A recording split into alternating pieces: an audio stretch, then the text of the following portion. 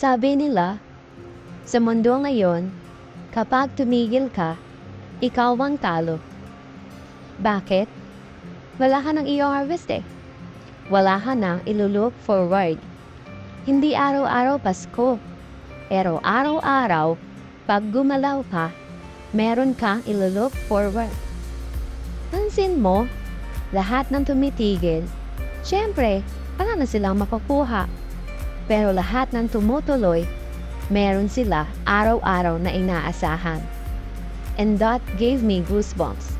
Kasi totoo, hindi araw-araw malakas. Hindi araw-araw bata tayo. Pero kung araw-araw tayo magtsatsaga at magtatrabaho, imposibleng di magresulta ng maganda. You'll only fail if you stop. But if you are consistent, you'll harvest all the hard work.